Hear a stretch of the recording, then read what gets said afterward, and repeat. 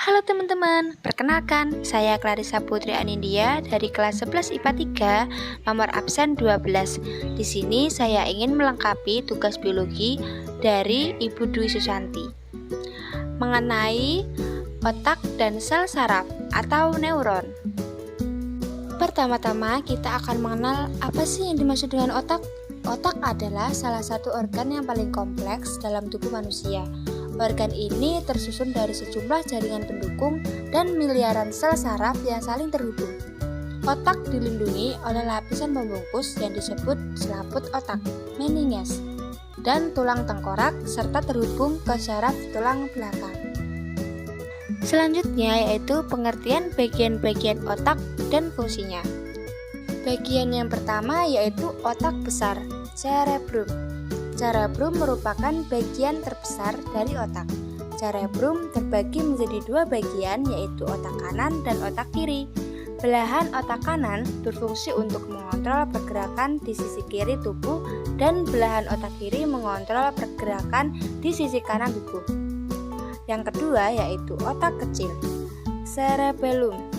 Otak kecil terletak di bagian bawah otak besar pada bagian belakang otak, tepatnya di bawah lobus occipital. Sama seperti otak besar, otak kecil juga memiliki dua belahan. Otak kecil bertanggung jawab dalam mengendalikan gerakan, menjaga keseimbangan, serta mengatur posisi dan koordinasi gerakan tubuh. Bagian otak ini juga berperan dalam mengendalikan gerakan halus seperti menulis dan melukis. Yang terakhir yaitu batang otak, brainstem. Batang otak adalah seikat jaringan saraf di dasar otak. Fungsinya sebagai stasiun pemancar yang menghubungkan otak besar ke saraf tulang belakang, serta mengirim dan menerima pesan antara berbagai bagian tubuh. Dan otak batang terdiri dari tiga struktur utama, yakni otak tengah, pons, dan medula oblongata. Otak tengah adalah pusat pengatur gerakan otot mata, sedangkan pons terlibat dalam koordinasi gerakan mata dan otot wajah, pendengaran, dan keseimbangan. Nah teman-teman, berikut adalah gambar keseluruhan bagian otak manusia. Bagian dalam cerebrum mengandung sel-sel saraf berselubung, mielin, yang berperan dalam menyampaikan informasi antara otak dan saraf tulang belakang. Otak besar dibagi lagi menjadi 4 bagian, yaitu lobus frontal, bagian depan, yang mengendalikan gerakan, ucapan, perilaku, memori, emosi, dan kepribadian. Bagian otak ini juga berperan dalam fungsi intelektual seperti proses berpikir, penalaran, pemecahan masalah, pengambilan keputusan, dan perencanaan. Lobus parietal atas yang mengendalikan sensasi seperti sentuhan, tekanan, nyeri, dan suhu. Lobus ini juga mengendalikan orientasi spasial atau pemahaman tentang ukuran, bentuk, dan arah. Lobus temporal samping yang mengendalikan indera pendengaran, ingatan, dan emosi. Lobus temporal kiri juga berperan dalam fungsi bicara. Lobus occipital belakang yang mengendalikan fungsi penglihatan. Berikutnya yaitu otak kecil, terletak di bagian bawah otak besar pada bagian belakang otak di bawah lobus occipital. Sama seperti otak besar, otak kecil juga memiliki dua belahan. Otak kecil bertanggung jawab dalam mengendalikan gerakan, menjaga keseimbangan, serta mengatur posisi dan koordinasi gerakan tubuh. Bagian otak ini juga berperan dalam mengendalikan motorik halus seperti menulis dan melukis, koordinasi tangan dan kaki. Otak kecil atau otak bagian belakang ini berfungsi dalam keseimbangan tubuh, postur, dan pemerataan fungsi otak kiri dan otak kanan. Yang terakhir yaitu batang otak, brainstem. Otak tengah, mesencephalon, adalah struktur yang sangat kompleks karena terdiri dari berbagai kelompok neuron, jalur saraf, dan lain-lain.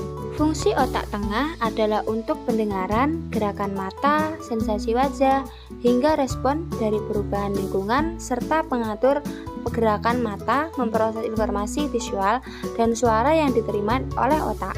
Pons merupakan bagian terbesar dari batang otak yang terletak di bawah otak tengah Pons merupakan kumpulan dari saraf yang menghubungkan berbagai bagian otak dan terdapat ujung awal saraf kranial. Saraf kranial adalah saraf yang berperan dalam pergerakan wajah dan mengantarkan informasi sensori ke otak. Medula oblongata merupakan bagian otak yang terletak paling bawah, yaitu bagian otak yang bertemu dengan sumsum tulang belakang. Medula oblongata berfungsi sebagai pusat pengaturan aktivitas tubuh, termasuk mengalirkan darah, kadar oksigen, serta fungsi jantung dan paru-paru. Oke teman-teman, pembahasan selanjutnya yaitu pengertian sel saraf atau neuron. Kita simak yuk. Sel saraf atau neuron merupakan satuan kerja utama dari sistem saraf yang berfungsi menghantarkan impuls listrik yang berbentuk akibat adanya suatu stimulus atau rangsang. Jutaan sel saraf ini membentuk suatu sistem saraf. Neuron adalah komponen utama jaringan saraf pada semua hewan kecuali spons dan placozoa. Bagian sel saraf dan fungsinya. Teman-teman, sel neuron terdiri atas beberapa bagian, yaitu dendrit, badan sel, dan akson. Yang pertama, dendrit, yaitu penjuluran ke arah luar badan sel yang berperan sebagai penerima sinyal atau impuls. Fungsi dendrit dalam sistem saraf adalah menerima dan membawa rangsang ke badan sel. Yang kedua, ada badan sel, yaitu bagian utama neuron yang memiliki inti sel, berfungsi meneruskan rangsang atau impuls dari dendrit menuju akson. Di dalam badan sel terdapat nukleus, sitoplasma, dan mitokondria.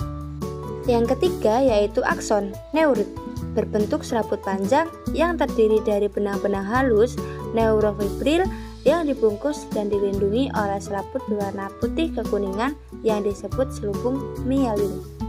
Fungsi akson adalah meneruskan rangsang dari badan sel syaraf menuju dendrit neuron lainnya atau reseptor. Ada 3 macam neuron, yaitu sensorik, motorik, dan interneuron.